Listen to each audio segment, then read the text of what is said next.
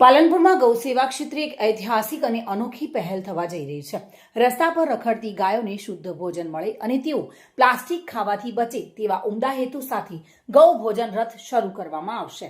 લાલાવાડા સ્થિત કામધેનુ ગૌશાળા અને હેલ્થ ગૌશાળા.comના સંયુક્ત ઉપક્રમે આ આયોજનને આખરી ઓપ આપવા માટે એક મહત્વની બેઠક યોજાઈ હતી।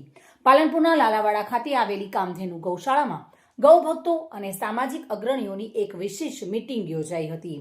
પૂજ્ય રવિશનાનંદના મહારાજ અને હેલ્પ ગૌશાળા.comના પ્રેરણાદાયક વિચારો થકી પાલનપુર વિસ્તારમાં એક અદ્યતન ગૌ ભોજન રથ મૂકવામાં આયોજન કરવામાં આવ્યું છે।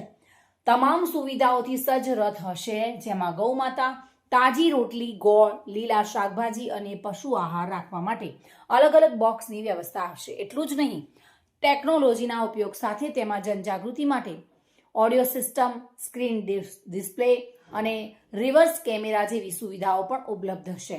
21 ડિસેમ્બરે સવારે 10 વાગે લાલાવાડા ગૌશાળા ખાતેથી પ્રસ્થાન કરવામાં આવશે।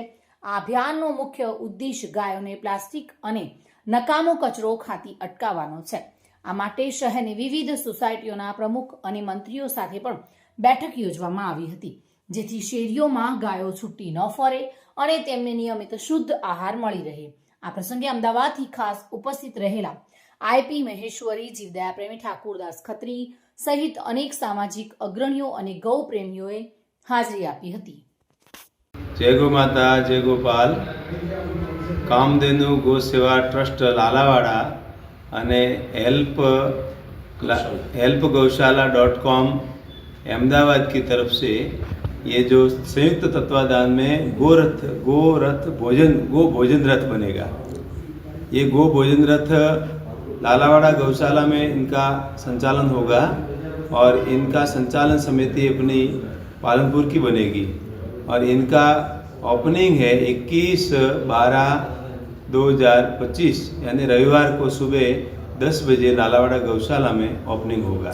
गो भोजन रथ है वो पालनपुर और लालावाड़ा के आसपास की जितनी भी सोसाइटियाँ हैं उन सारी सोसाइटियों में गो भोजन रथ चलेगा और उनके सोसाइटियों के प्रमुख भी बनाए जाएंगे और उनके द्वारा ये सारा संचालित कार्य होगा।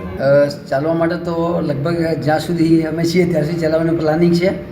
એમાં એવું છે કે જે રિક્ષાને ગૌ ભોજન રથ બનાવેલું છે, જેના અંદર ગોળ, દાણ અને રોટલી બંને સાઈડે અને એના અંદર મ્યુઝિકની વ્યવસ્થા હશે અને જેમ કચરાની ગાડી ફરી અને સોસાયટી જાય છે એવી રીતે લોકો સારામાં સારું ભોજન અને લોકો સવારે વહેલા ઉઠી અને પોતાનું જે નિત્યક્રમ હોય એ પ્રમાણે રોટલી કે કંઈ દાણા કે જે બી ગૌ માતા માટે આપે એના માટે બધાને વિનંતી છે।